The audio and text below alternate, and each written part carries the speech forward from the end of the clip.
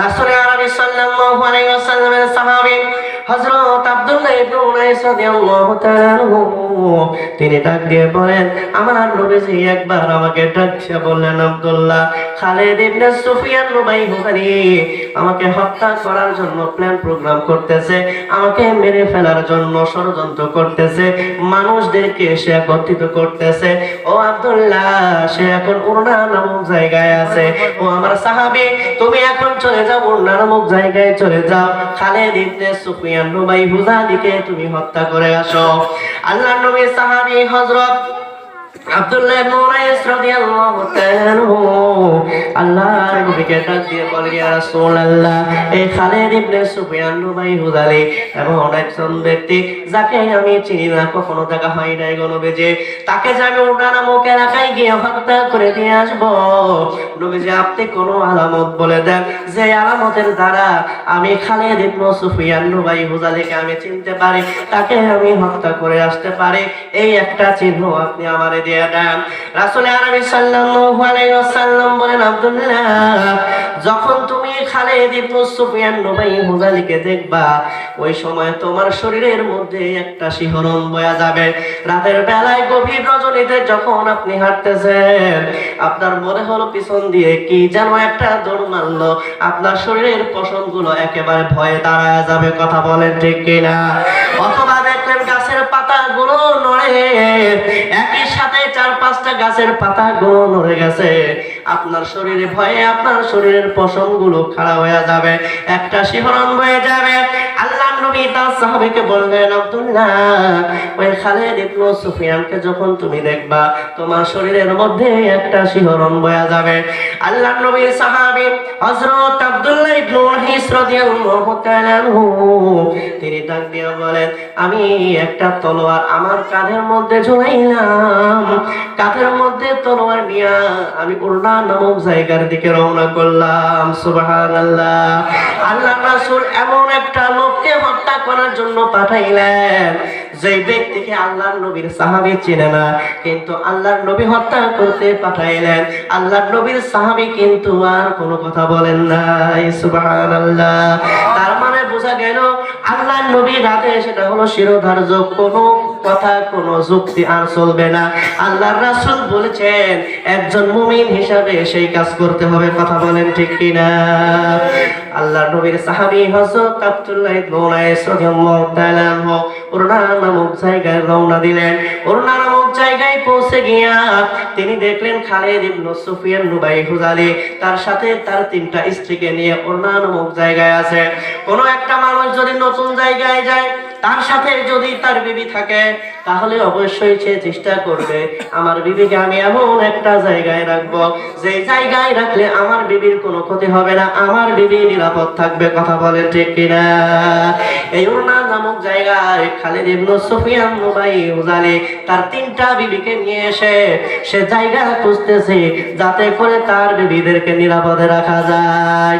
ও মুসলমান, আমরা যারা বিবাহিত, আমাদের যাদের বিবি আছে অথবা যাদের বিবি চলে গেছে, আমরা সবাই চেষ্টা করেছি এমন একটা জায়গায় বিবিকে রাখার জন্য, যেই জায়গায় বিবির কোনো বিপদ হবে না। কথা বলেন ঠিক কিনা?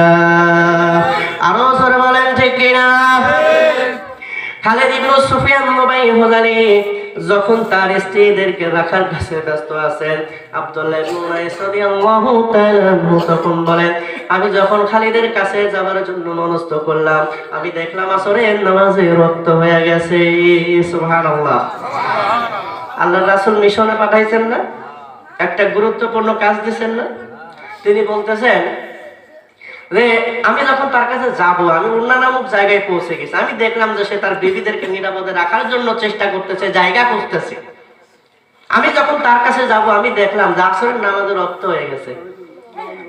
এখন কাউকে আপনি হত্যা করবেন, তার জন্য আপনার কলা কৌশল করতে হবে না, মাথায় বুদ্ধি আঁকতে হবে না, তার বুদ্ধি তাকে নষ্ট করতে হবে না, অথবা সে যে চালাক তার চেয়ে বেশি চালাক আপনাকে হইতে হবে। তো আব্দুল্লাহ ইবনে উনাইস রাদিয়াল্লাহু তাআলা আনহু বলেন, আমি দেখলাম যে আমি যদি এখন ওই খালিদ ইবনে সুফিয়ানকে মারতে যাই, আমার তো আসরের নামাজ নষ্ট হয়ে যাবে। কি হয়ে যাবে? আসরের নামাজ নষ্ট হয়ে যাবে, সময় চলে যাবে, আসরের নামাজ হয়তো আমি আর আদায় করতে পারবো না। আমি কি করলাম? মুসলমান ভাইরা আমার, বন্ধুরা আমার, আমি খালিদ ইবনে সুফিয়ান নবাই হুজালির দিকে আমি রওনা করলাম। আস্তে আস্তে ইশারায় আমি নামাজ আদায় করা শুরু করলাম। সুবহানাল্লাহ। আমি আমার শত্রুর দিকে ধীরে ধীরে এগিয়ে যাচ্ছি, আর ইশারায় আমি নামাজ আদায় করতেছি, রুকু করতেছি, ইশারায় সিজদা করতেছি, ইশারায়। এমন সময় আমার নামাজ শেষ হয়ে গেল, আর আমি খালিদ ইবনে সুফিয়ানের কাছে আমি পৌঁছে গেলাম। আল্লাহু আকবার। নামাজ আদায় করতে করতে শত্রুর কাছে তিনি পৌঁছে গেছেন। এইবার মুসলমান, আপনার কাছে আমার প্রশ্ন, আপনি যে চাকরিটা করতেছেন, আমাদের দেশে এমন কোনো কোম্পানি নাই, এমন কোনো ফ্যাক্টরি নাই যেখানে আপনি নামাজ আদায়ের কথা বললে আপনাকে নামাজ আদায় করতে দিবে না। এমন কোনো গার্মেন্টস আমাদের বাংলাদেশে নাই। বিভিন্ন সময় আইন করেছে, বিভিন্ন সময় বলেছে নামাজের কোনো সময় নাই, নামাজের জন্য কোনো জায়গা নাই, কিন্তু আমার বাংলাদেশের তৌহিদি জনতা, মুসলিম জনতার ইমানের কাছে বারবার তারা হেরে গেছে। ঠিক কিনা? এই চাকরির চেয়ে গুরুত্বপূর্ণ কাজে আমার নবীর সাহাবী গিয়েছিলেন কিনা? কথা বলেন। খেতে খামারে পানি দেওয়ার চেয়ে গুরুত্বপূর্ণ কাজ ছিল কিনা? ব্যবসা করার চাইতে গুরুত্বপূর্ণ কাজ ছিল কিনা? দোকান বন্ধ করার চাইতে গুরুত্বপূর্ণ কাজ ছিল কিনা? ঘাস কাটার চাইতে গুরুত্বপূর্ণ কাজ ছিল কিনা? গরুকে পানি দেওয়ার চাইতে গুরুত্বপূর্ণ কাজ ছিল কিনা? আপনি এই সমস্ত কাজের দোহাই দিয়ে আপনি নামাজ আদায় করেন না, ঠিক কিনা? আল্লাহর নবীর সাহাবী খালিদ ইবনে সুফিয়ান নুবাই হুজাইলের কাছে যখন চলে গেলেন, খালিদ ইবনে সুফিয়ান নুবাই হুজালি আল্লাহর নবীর সাহাবী আব্দুল্লাহ ইবনে উনাইস রাদিয়াল্লাহু তাআলা আনহুকে চিনেন নাই, কারণ দুইজনের তো কখনো দেখা সাক্ষাৎ হয় নাই, কেউ কাউকে চিনে না। কিন্তু আল্লাহর নবীর সাহাবী আব্দুল্লাহ ইবনে উনাইস রাদিয়াল্লাহু তাআলা আনহু তিনি বলেন, আমি যখন খালিদ ইবনে সুফিয়ানকে উন্না নামক জায়গায় দেখলাম, আল্লাহর নবীর কথা মতো আমার শরীরে একটা শিহরণ বয়ে গেছে। সুবহানাল্লাহ। তাহলে আল্লাহর নবী যে আলামত বলেছিলেন সেইটা মিলেছে কিনা? আরো জোরে বলেন, মিলেছে কিনা?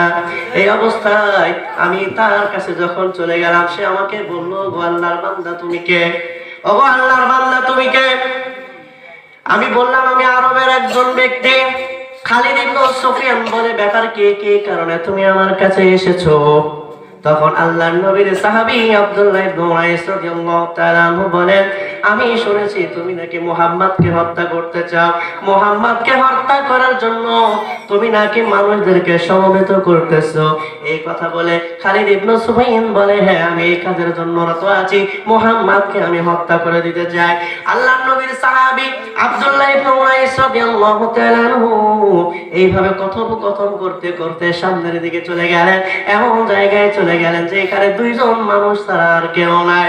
ওই শুধুমাত্র আব্দুল্লাহ ইবনে উনাইস রাদিয়াল্লাহু তাআলা আনহু, খালিদ ইবনে সুফিয়ান নুবাই হুজালি, এই দুইজন ছাড়া আর কোনো মানুষ নাই। এই জায়গায় যখন আল্লাহর নবীর সাহাবী পৌঁছে গেছেন, তলোয়ার দিয়া খালিদ ইবনে সুফিয়ানের গর্দানটা শরীর থেকে আলাদা করে দিয়েছেন। আল্লাহু আকবার। আরো জোরে বলেন আল্লাহু আকবার। তাহলে দেখেন, আপনার ব্যবসার চাইতে গুরুত্বপূর্ণ কাজ, আপনার খেতে খামারের চাইতে অনেক বেশি গুরুত্বপূর্ণ কাজ, আপনার গরু বাঁধা, গরুর পানি দেওয়ার চেয়ে অনেক গুরুত্বপূর্ণ কাজ, ক্ষেত নিড়ানোর চাইতে গুরুত্বপূর্ণ কাজ, আপনার ধান কাটার চাইতে গুরুত্বপূর্ণ কাজ, ধান মাড়াই করার চাইতে গুরুত্বপূর্ণ কাজ। আপনি সব কিছু বুঝেন, শুধুমাত্র এটা বুঝেন না, আপনার মালিক আপনার উপরে 5 ওয়াক্ত নামাজ ফরজ করে দিয়েছেন। কথা বলেন, ঠিক কিনা?